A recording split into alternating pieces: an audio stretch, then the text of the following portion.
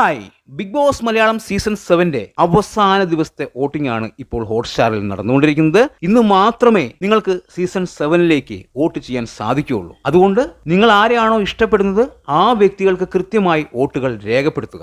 അതുപോലെ തന്നെ ഏഷ്യനെറ്റിന്റെ ഒരു വീഡിയോ ഇന്ന് പുറത്തു വന്നിട്ടുണ്ട്. ഷാനവാസിന് വേണ്ടിയുള്ള വീഡിയോ ആണ്. ഇവിടെ എന്തും എടുക്കും എന്ന ഹെഡിങ്ങോട് കൂടിയാണ് ആ വീഡിയോ വന്നിരിക്കുന്നത്. അപ്പോൾ അതുപോയി എല്ലാവരും കാണുക. അതിനുശേഷം ഷാനവാസിന് വോട്ടുകൾ ചെയ്യുക. റീ എൻട്രി ചെയ്ത ഓരോ വ്യക്തികളുടെയും ഉദ്ദേശം എന്താണ് എന്ന് ഞാൻ മുൻപ് എൻ്റെ വീഡിയോയിലൂടെ പറഞ്ഞിട്ടുണ്ടായിരുന്നു. അവരുടെ ലക്ഷ്യം എന്താണ് എന്ന് കൃത്യമായി പറഞ്ഞിട്ടുണ്ടായിരുന്നു. അതായത് ഷാനവാസ്, അനുമോൾ ഇവർ രണ്ടുപേരും ജയിക്കാൻ പാടില്ല, മറ്റൊരാൾ ജയിക്കണം എന്നുള്ളത് തന്നെയാണ് അവരുടെ ഉദ്ദേശം.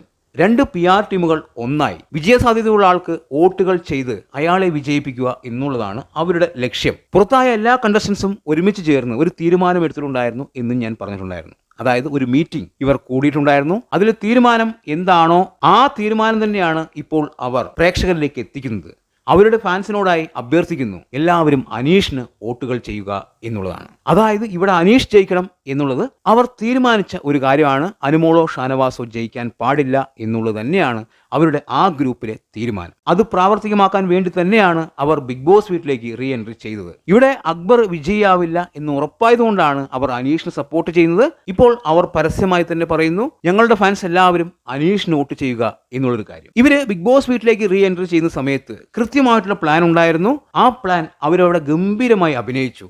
ശൈത്യയിലൂടെയാണ് ആ പ്ലാൻ തുടങ്ങി വെച്ചത്. ശൈത്യയുടെ ലക്ഷ്യം അനുമോളെ നെഗറ്റീവ് ആക്കുക എന്നുള്ളത് തന്നെയായിരുന്നു. അതിനുവേണ്ടി ശൈത്യ മാക്സിമം ശ്രമിച്ചു. പക്ഷേ അത് അനുമോൾക്ക് ഗുണകരമായിട്ടാണ് വന്നത്. പിന്നീട് നടന്ന ഓരോ വിഷയങ്ങളും അതെല്ലാം അനുമോൾക്ക് ഗുണകരമായിട്ടാണ് വന്നത്. ഇന്നലെ ആദിലയിട്ട ആ ബോംബ്, ടിഷ്യൂ പേപ്പറുമായി ബന്ധപ്പെട്ട ആ ബോംബ്, അത് ഇന്നലെ പൊട്ടി. അനുമോള് പൊട്ടിക്കരഞ്ഞു. ആ കരച്ചിലിനെ കുറിച്ചൊക്കെ ഒരുപാട് കാര്യങ്ങൾ പറയാറുണ്ട്. പക്ഷെ ഞാൻ ഈ വീഡിയോയിലൂടെ അത് പറയുന്നില്ല. അങ്ങനെ ടിഷ്യൂ പേപ്പറുമായിട്ടുള്ള ആ വിഷയം ആളിക്കത്തുന്നു.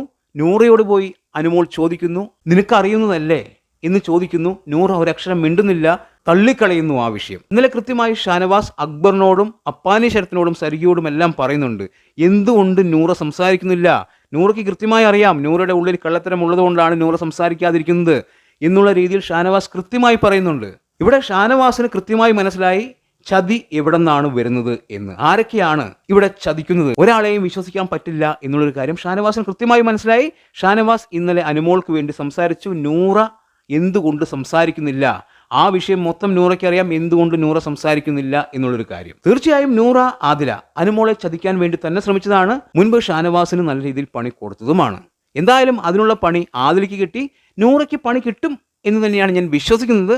കിട്ടുമായിരിക്കും. എന്തായാലും ഇന്നലത്തെ ആ ആദിലയുടെ ബോംബിടൽ കൊണ്ട് അനുമോൾക്ക് വീണ്ടും ഗുണമാണ് ഉണ്ടായിരിക്കുന്നത്. ഇവര് വന്ന ഉദ്ദേശം അനുമോളെ താഴ്ത്തുക, ഷാനവാസിനെ താഴ്ത്തുക, അനീഷിനെയും അക്ബറിനെയും സപ്പോർട്ട് ചെയ്യുക എന്നുള്ളത് തന്നെയാണ്.